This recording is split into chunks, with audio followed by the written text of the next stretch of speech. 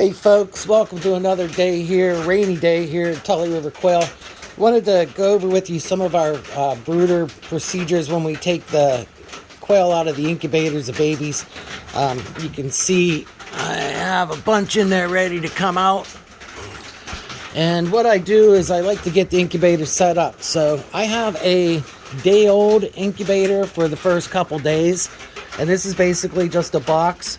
I have a temperature controlled, that's sensor is underneath here, and these are ceramic 100 watt heat bulbs, a short one and a long one. I adjust that based on how old they are. As they get a little bit older and I keep them in here, I'll use the shorter one. Since I just have this one hatch, I'm probably going to start everybody out in this half of the brooder.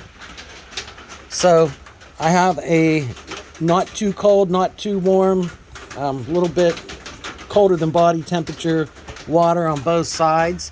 I have them blocked off so I can separate them if I want to keep white ones on one side or whatever. I haven't decided that until I start looking. I have this chick feeder that I have overfilled. So, and I will sprinkle some feed around here and around the area so it leads them to this. And that's that for this brooder. After they're in this brooder for a couple days, I'll move them out. You can see I just moved these. These guys are 4 days old. I just moved them to our Tractor Supply brooder. These guys are a week old, and that's what's left of 100 of them. Anyway, let's get back to this feed. So what I like to do in the very beginning is give them a super nutritious, easy to eat, easy to digest food. So I give them this stuff called Feed, or it's actually called Gro Gel, and it comes in a little powder form. See if I can show you. It's just little powder, almost like a Gatorade, and you only need, this is half of this spoon, just not even rounded. So a quarter of this would make something that would fill one of these cat feed cups, but I wanted to make enough for a couple little feeders. So what I use is for the first couple days until they eat, I like to put food around, and I like to put this hydrogel on these little plastic container lids. It has a little rib on it. This one's a little bit too big, but it's okay. After a while, I'll mix some of this with some of our medicated starter feed. And we keep our hatchlings on a medicated feeder for about 2 weeks, or until we sell them. And then we suggest they go on to our high protein Amish milled starter grower for a whole bag, basically, until they start laying, and then we supplement what they eat with some calcium as they start to produce eggs and need some extra calcium. So basically what you do is you put a quarter of this in. Like I said, just a little baby bit goes a long way. And then probably 2 tablespoons of water to what I use. Probably a third of one of these is what I used in this. And I had 2 tablespoons of water. And then you just mix it up, fluff it up, and it comes out to be like a wet crumble. But it's super easy for them to eat and super nutritious, lots of energy, and gets them from that what the hell's going on stage to, hey, I want to get moving around. And like I said, I'll probably do this for a day, maybe tomorrow I'll replace it, and then I'll start to add some dry food in with that, and by then they'll find the feed in the feeder. Hatchlings can last up to 72 hours. That's why you can ship hatchlings, because the U.S. Postal Service knows that they don't have to eat for 72 hours. So they don't want a bunch of feed rolling around in their machinery, getting everything screwed up. So that's what we have here. It's called Gro Gel, or Feed Gel. I try to keep this in this is a little Truvia container. I try to keep that moisture free. So I keep that locked up in a sealed container.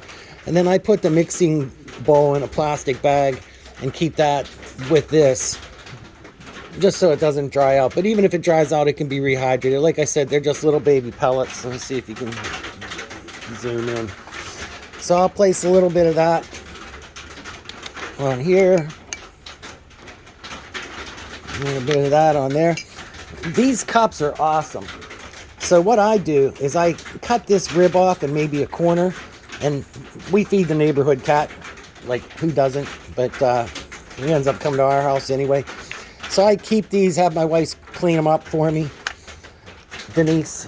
And then what I'll do is when I make shipping boxes, I will glue them with a heat gun to the side and put some Gro Gel in there. If they're going to be traveling over an hour, it gives the chicks something to do, lets them eat, gives them some water. So it hydrates and nourishes them at the same time. I also see this little loop I have in here. Another thing I do is I'll take a bottled water container, just like the one you get for $1 at the store, and I'll wrap that, I'll put it in, I'll use hot water, and then I'll put that in a doggy do bag, because that basically fits. And then I will keep that in my incubator so it's the right temperature, and I'll put that in, put it in this little basically elongated twisty tie, and I'll tie that on the back here. So that gives them a 99.5 degree temperature source and lets them at least have some kind of accessory heat inside the box. And then I just poke holes in the top. When I make my boxes, I try to keep them short, but this one's a little bit taller than I like. But anyway, I put the holes in the top, and noting that when I tell people to take them home, I want them to keep the box on the floorboard of their car. So the heater will blow down into it, and not having holes down on the bottom allows the heat to kind of collect in there.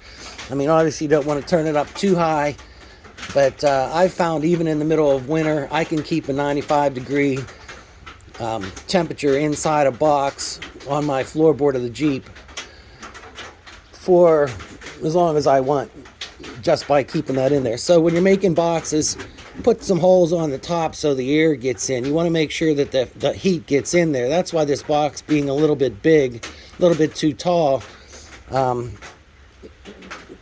rather have it shorter. For one, I don't want birds jumping up and hitting their head. Two, I like to have the box just a little shorter so they're not bouncing around in there. Like that box would be great, just a little shorter. I can put 10 chicks in there. I can put 20 chicks in there, maybe 25, maybe even a little bit more.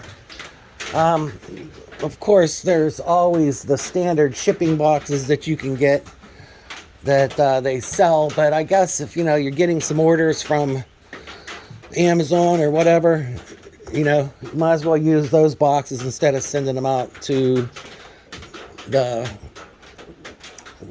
return mill. Anyway, that's what we have here, folks. I'm going to be moving these birds over to our day brooder. I have some hatching eggs that are going out. I've got 100 of them that are going to go in the mill tomorrow. And I got these birds are going to be sold here today and tomorrow. I have 15 of these guys going. And then I have 2 breeder pairs up here, a big cinnamon and a wild, and another 2 hen and male wild that I have. They are 5 weeks old, and if anybody's interested in starting a jumbo bloodline with some quality birds, these 2 or 4 would be a great way to get a couple eggs, and you could probably incubate 10, 12, 16 eggs and start a nice little covey for yourself with just those 2, 4 birds. All right, guys, over and out. See if you can spot the panda. The Tully River Quail Jumbo Panda. Our own special jumbo. Let's see if I can zoom in on one right there. Okay, stay free.